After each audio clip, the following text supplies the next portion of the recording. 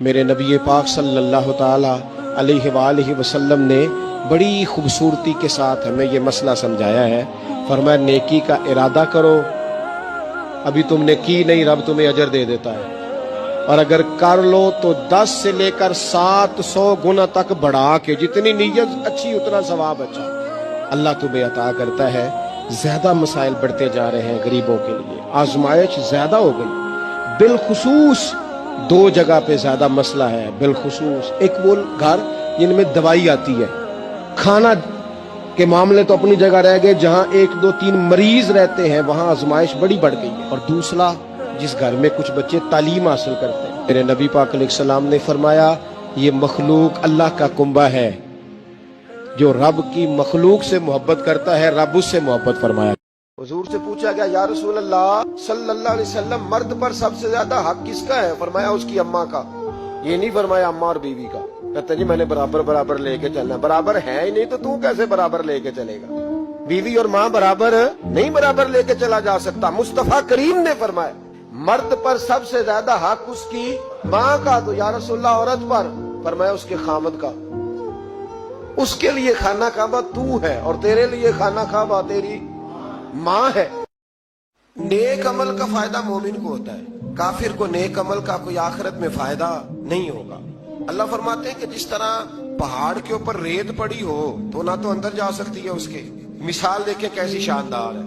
پتھر پر، پہاڑ پر ریت پڑی ہو، بس ذرا سی ہوا آئے گی تو وہ، یہ ان کے اعمال ہیں۔ ہمارے ہاں روز مثالیں دیتے ہیں، کتنے اچھے ہیں جی وہ، کتنے سیانے ہیں۔ اور بھئی اچھا وہ ہوتا ہے جس کے دل میں رسول اللہ کی محبت ہوتی ہے، جس کے لبوں پر ایمان کی بات ہوتی ہے، وہ اچھا ہوتا ہے۔ یہ کیا بات ہوئی؟ کفر اندر رکھ کے کو جتنے مرضی اچھے اعمال کرے، اس کا کوئی عمل اسے فائدہ نہیں دے گا۔ نبی پاک صلی اللہ علیہ وسلم فرماتے ہیں جس نے مجھے خواب میں دیکھا اس نے مجھے ہی دیکھا۔ شیطان خواب میں بھی آ کے میری مثل ہونے کا دعویٰ نہیں کر سکتا۔ وہ جو ایک ذوق ہے حضور کی زیارت کا، ہمارے تو ایسے صوفیاء گزرے جو فرماتے ہیں کہ لمحے کے لیے اگر نبی پاک ہم سے جدا ہو جائیں تو ہم اپنے آپ کو مومن ہی تسلیم نہیں کرتے۔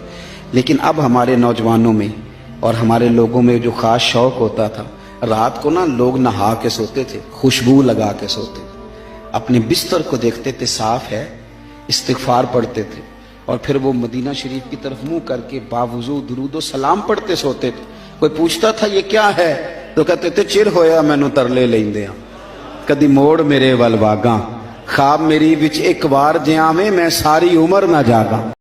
نبی پاک صلی اللہ تعالی علیہ وسلم نے ہماری تربیت کے لیے کیا کہا؟ حضور دعا مانگتے، حضور دعا مانگتے، کریم محبوب دعا مانگتے، کہتے اللہم انی اسألوکا، اے اللہ میں تیرا محبوب ہو کے تجھ سے سوال کرتا ہوں، میں تیری بارگاہ کا سوالی ہوں۔ کس بات کا؟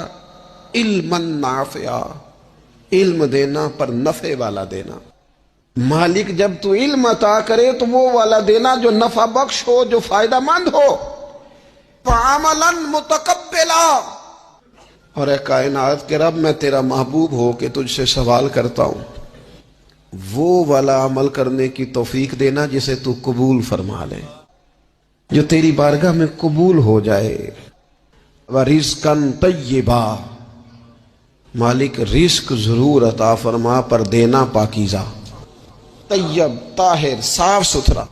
آپ یقین کریں چھاؤں کا پتہ تب بھی چلتا ہے کہ جب دھوپ آتی ہے اور اس کی قدر کا احساس ہوتا ہے، محسوس ہوتا ہے۔ جب کوئی گھر کا بڑا رخصت ہو جاتا ہے تو یوں لگتا ہے کہ ساری چھتیں کمروں کی بھی گر گئی ہیں، سین کی بھی گر گئی ہیں، اب یکدم دھوپ آئی ہے، پھر اس کا احساس محسوس ہوتا ہے۔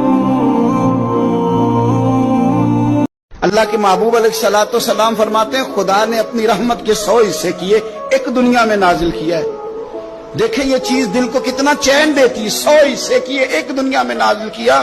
فرمایا یہ جو ماں بیٹے سے پیار کرتی ہے، باپ بیٹے سے پیار کرتا ہے، جانور تک اپنی اولاد سے محبت کرتے ہیں، یہ خدا نے ایک رحمت نازل کی ہے، یہ اس کا نتیجہ ہے۔ 99 رحمتیں تو اللہ قیامت کے دن اپنے بندوں پہ نازل فرمائے گا، وہاں 99 رحمتیں نازل کرے گا۔ 99 جو لوگ صبح دیر سے اٹھتے ہیں نا، انہوں نے 9 10 گھنٹے کی بھی نیند پوری کی ہو نا، اٹھتے ہی ان کا دل کرتا ہے 2 بندے مجھے دبائیں، حالانکہ سو کے اٹھنے پہ تو طبیعت فریش ہونی چاہیے، لیکن آپ اس وقت سوئے ہیں جس وقت دین نے کہا تھا کہ جاگو۔ آپ حدیث پاک دیکھیے، اللہ کے پیارے رسول صلی اللہ علیہ وسلم نے فرمایا ہے کہ جب تم سوتے ہو تو شیطان 3 گرہیں لگاتا ہے، گنڈا 3 گرہیں لگاتا ہے تمہارے کان میں اور کہتا ہے سو جا سو جا سو جا، رات لمبی ہے۔ حضور فرماتے ہیں جب بندہ سویرے اٹھ کے اللہ کا ذکر کرتا ہے، چارپائی پہ اٹھا، اس نے اٹھنے کی دعا پڑھ لیا، الحمدللہ کہہ لیا، اللہ اکبر کہہ لیا، یا اللہ تیرا شکر ہے، اپنے لہجے میں کسی طرح اللہ کا ذکر کر لیا۔ جب وہ رب کا ذکر کرتا ہے تو شیطان کی پہلی گرہ کھل جاتی ہے، اور جب وہ وضو کرتا ہے تو دوسری کھل جاتی ہے، اور جب نماز پڑھتا ہے تو شیطان ویسے ہی دور ہو جاتا ہے۔ نہ ایسی زلفیں نہ ایسا چہرہ، صدا جی ہو صدا جی، نہ یوں کسی پہ شباب ہوگا، نہ ایسی زلفیں نہ ایسا چہرہ، نہ یوں کسی پہ شباب ہوگا، ارے جواب ہوں گے سبھی کے لیکن نہ مصطفیٰ کا جواب ہوگا، جواب ہوں گے۔ میرے رسول کریم صلی اللہ تعالی علیہ وسلم نے نا کچھ چیزوں سے پناہ مانگی ہے، خود حضور نے، رسول کریم علیہ السلام نے پناہ مانگی۔ حضور فرمانے لگے اے اللہ مجھے کنجوسی سے، بخیلی سے پناہ عطا فرما، اور حضور نے باقاعدہ پناہ مانگی ہے کہ اے اللہ مجھے ارذل العمر ہونے سے پناہ میں رکھ، جب عمر اتنی زیادہ ہو جائے کہ وجود کے حصے کام کرنا چھوڑ جائے، اس سے پناہ مانگی۔ اور خود میرے نبی پاک علیہ السلام نے قبر کے عذاب سے پناہ مانگی، کہ تعلیم امت کے لیے کہ تم بھی پناہ مانگو عذاب قبر سے، قبر کا عذاب برحق ہے۔ نبی پاک نے بڑی مونچھیں نہیں پسند کی، حضور کو اچھی نہیں لگی۔ ایک شخص نبی پاک کے سامنے آیا، حضور کے سامنے وہ اکثر آیا کرتا تھا تو مونچھیں بڑی تھی، حالانکہ داڑھی بھی بڑی تھی، مونچھیں بھی بڑی تھی۔ نبی کریم علیہ السلام نے کئی دفعہ سمجھایا تو ان کی سمجھ میں بات نہ آئی۔ ایک دن وہ بیٹھے ہوئے تو حضور نے ایک صحابی سے فرمایا کینچی لاؤ، کہنے لگے میں سمجھ گیا کہ میرے ساتھ کچھ ہونے لگا ہے۔ ساتھ ہی حضور نے فرمایا ایک مسواک بھی لانا، کہنے لگے میں نے کہا بچت ہو گئی، میرے تو دانت صاف ہے۔ تو یہ شاید اس کی بات ہونے لگی ہے جس کے دانت بھی ٹھیک نہیں۔ دونوں چیزیں جب آ گئی نا تو حضور اٹھے اور نبی پاک نے مسواک ان کے ہونٹوں پہ رکھی، اسی سے عادت، ہونٹوں کے اوپر مسواک رکھ کے تو اوپر سے حضور نے مونچھیں کاٹ۔ فرمایا یہ نہ ایسا کرو، یہ چیز مجھے پسند نہیں ہے۔